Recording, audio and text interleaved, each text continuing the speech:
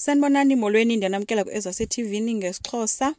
Ugogo Maweni ubalisele unina uba uSabelo is very controlling. Ucinga uba zeza ntombi zasezilalini yena uba kufuneka amthobele aguqe xa emnika ukutya okanye athini uthi no watshata nomuntu orongo because yena akakhulanga esenze ezo zinto and akazazi ezo zinto ezo. Uthi wenza into ayifunayo uyamsola ngoku nangokuchitha uthi kwayena lo muntu unengxaki zakhe ke phofu. So umama ke naye mangalisekile zezinto ezithethwayo ngomkhwenyana wakwakhe. Uthi akafuna anxibe noba yintoni, akafuna aphume neefriends zakhe, uyamkhethela iitshomi, akafuni noba ahage indoda owayefunda nayo phofu esikolweni. Uthi kudala uba ngaba umbone ehagwa ngumuntu kufuneka kube khona ispace between yena nalowo muntu. Uthi kufuneka babe benze sure uba baphela apha emqolo kumhaga soze umuntu adahlela utshona esinqeni okanye ezimpundu nothi kusabela usabela uyocaphuka kududuma izulu uba kuke kwenzeka leyo into. Uthi ke iclients zamadoda nazo ziyingxaki kusabelo. Uthi kuwes ukuba lo ndoda leyo ili client lakhe li celebrate hayi ke kuyawuxatyanwa into ende usabelo esilwa elo into ba yena ufikelwe yiclient indoda just because li celebrate. Baye ba decide ke uba mama yobona i-marriage counselor phofu ke leyo ke bi-idea kaSabelo. I-marriage counselor ke leyo bayoyibona igama layo nguPretty Ndlovu. Apho ke baveze ingxaki zabo. USabelo ke uthe nje eqala wathi owakhe umfazi ngowakhe yedwa, hayi uba kube kuthiwa umfazi wakhe unomngane nendoda.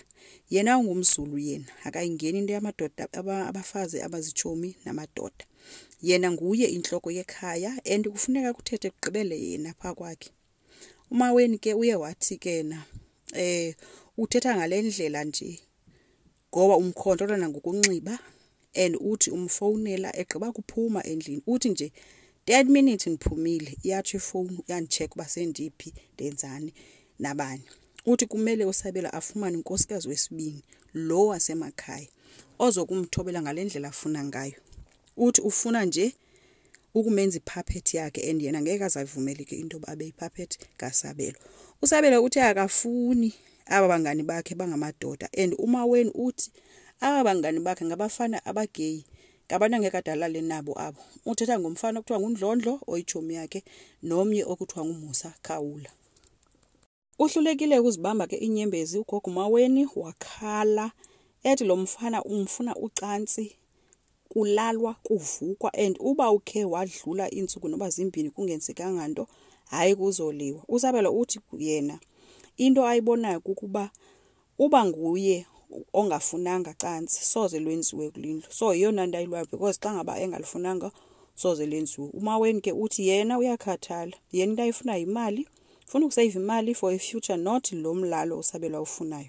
uSabelo utshilo kuba ummoshile uMaweni ixesha elininzi so akekho umsulwa kwayena. uMaweni utheke udikiwe zezi zinto azithethayo uSabelo zokuzenza ngcwele.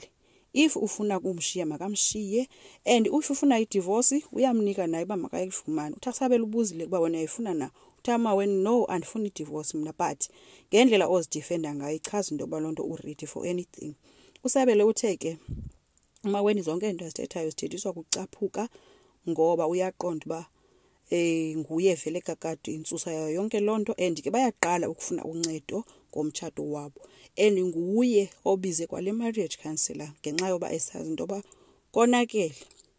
So abantu sibabona pha eTV ngathi kumnandi kanti kubi guys. Asazi ke noma bayasektela noma basektele but then konakele kwaGogo Maweni. Enkosi ngicela siqhubeke subscribe, like, singacomment futhi bye.